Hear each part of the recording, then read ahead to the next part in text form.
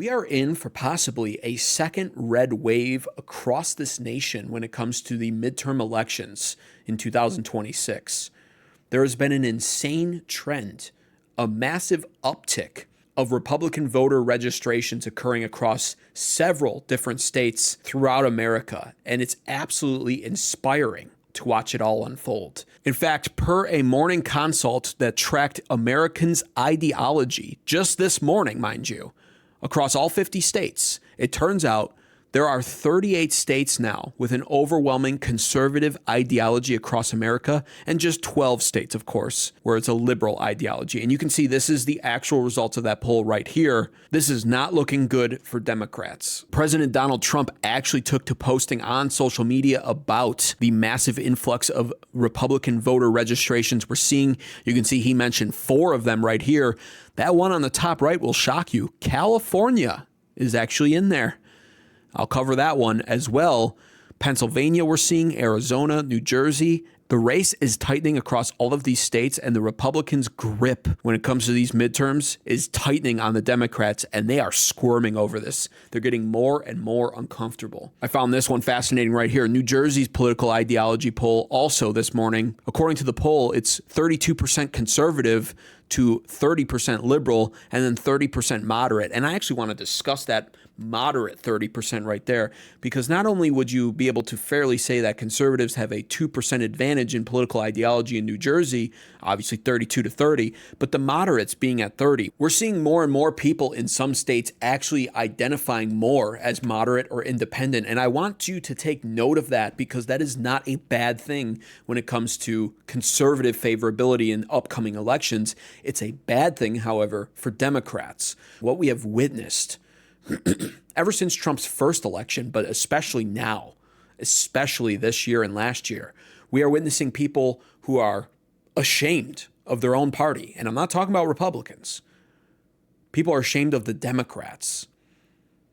And they may not want to just jump ship. I don't blame them. If you've grown up your whole life on one side of the aisle, it's a scary thing to do, to just jump across the aisle onto the other side. You don't just do that. I understand that. And that's what we're seeing here when we're seeing an uptick of people identifying as moderates or independents. It's not a bad thing for Republicans, because what we're seeing is people leaving the Democrat Party. They don't want to identify as Democrat anymore. They look at their party as extreme, embarrassing, not representative of who they are anymore. I've actually stated this a couple times now in past videos. I actually believe there's a future where we see the current modern day liberal progressive party completely diminish, completely be dismantled as they move towards progressive socialism, extremely so. Not representing people when it comes to immigration or law and order or a whole host of other economic concerns. And I don't blame them. The Democrats are terrible with these. Believe it or not, transgenderism is not popular for anybody, not even Democrats. Neither is immigration, open borders, or complete lawlessness that we're seeing in these Democrat blue cities. People don't like that. So they go, I'm an independent now, which kind of gives them permission to really gauge future elections and decide. And they're going to be more likely to vote Republican going forward, I think.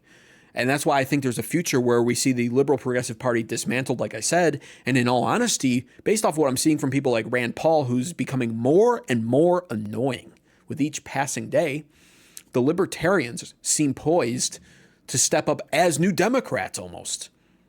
They're going to be the opposition and the counterbalance to Republicans in the future. I can literally see that happening.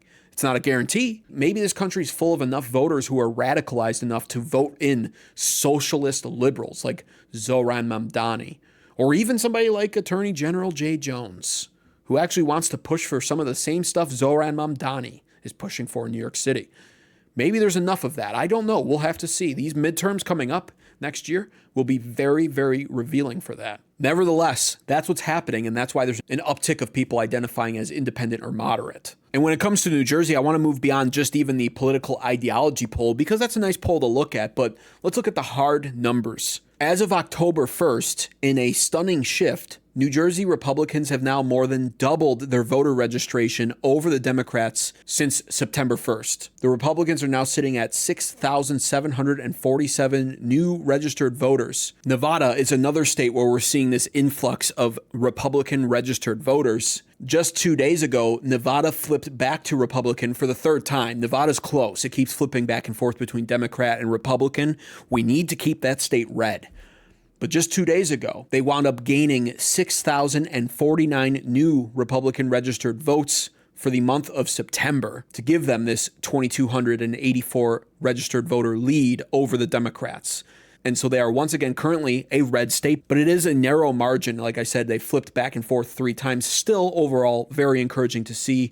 This is also an exciting one right here. Pennsylvania has gained 77,431 Republican voter registrations since December of 2024, which has now whittled the Democrat lead down to just over 53,000 total. In just this week alone, actually, the Republicans gained 2,300 new Republican voter registrations compared to the Democrats gaining just 1,600. And so we're seeing net leads in voter registrations week over week all across the state of Pennsylvania. This is going to be a tough one for the midterms, Pennsylvania. It'll be interesting to see how it unfolds.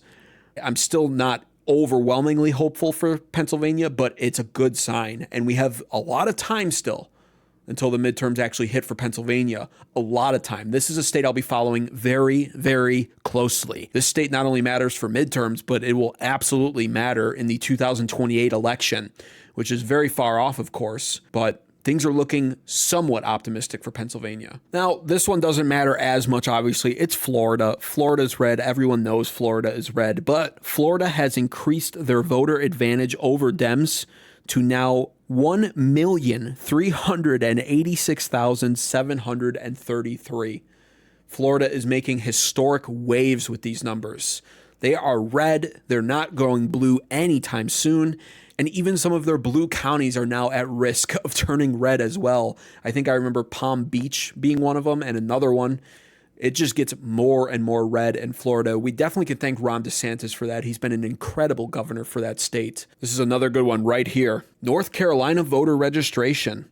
They're on pace to be incredibly red by the midterms. This is one of the most optimistic states I have for midterm performance in 2026. As of 3 days ago, North Carolina was only 1,000 voters away from the Republicans having a 100,000 voter registration lead over Democrats. You can see here the change from September to October. Republicans gained 6,411 new registered Republican voters.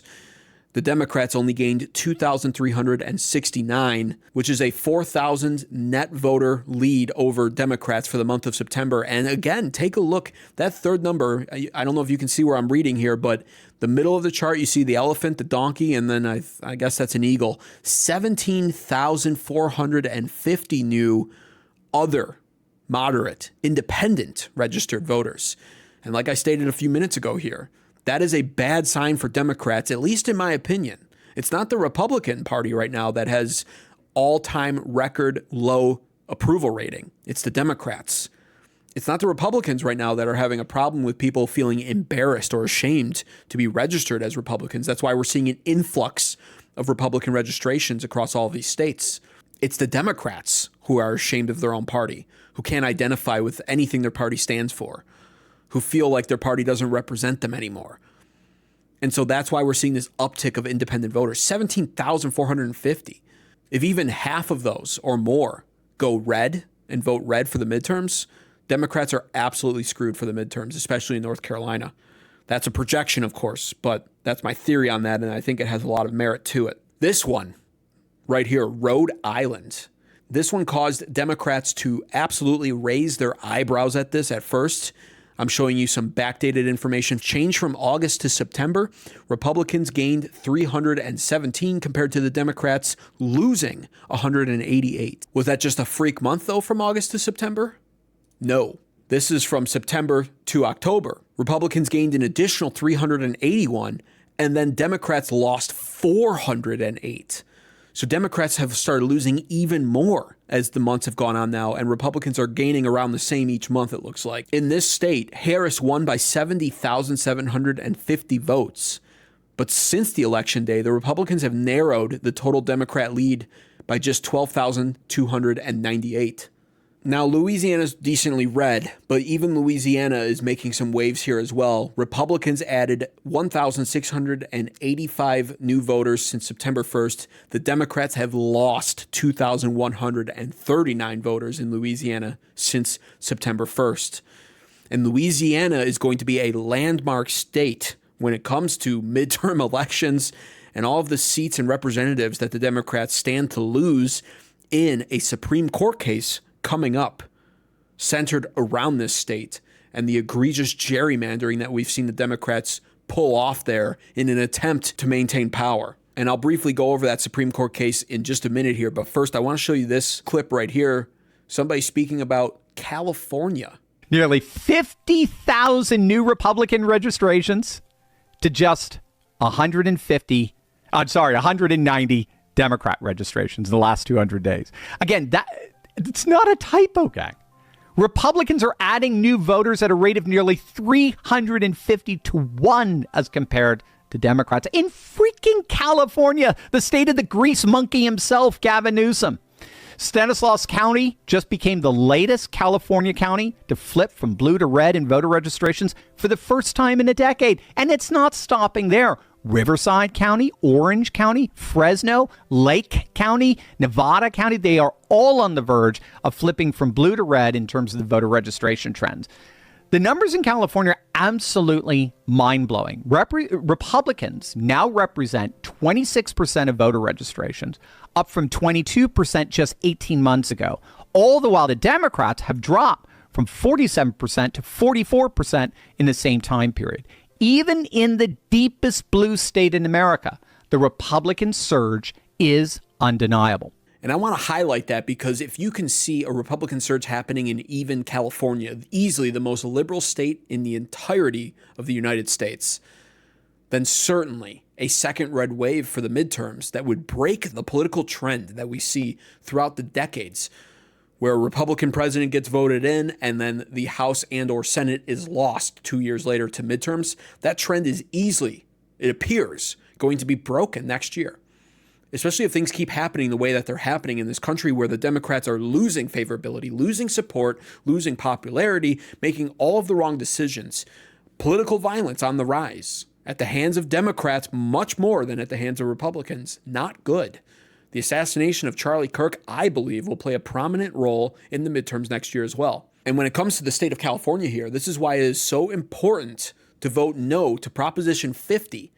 That is Gavin Newsom trying to be incredibly slimy when it comes to his elections. Prop 50 will steal the power away from the citizens of California and allow Gavin Newsom to gerrymander the hell out of California even more. Even though Republican voter registrations are surging in the state and they technically by default then would deserve more representation, Gavin Newsom wants to steal the power away and be able to gerrymander the state to provide much less representation for Republicans. He wants to add 5 Democrat seats in his state to match the very legitimate and justified redistricting we saw Texas pull off. So if you live in California, vote no to Prop 50. Now back to Louisiana to wrap this all up. Here's the thing. The Republicans are set to win huge depending on how this Supreme Court case goes. We had breaking news occur just yesterday as Democrat voting rights groups are frantically preparing for the Supreme Court to abolish the Voting Rights Act districts, resulting in 19 more Republican House seats likely being added. And what this case is that we're seeing here is Louisiana versus Calais,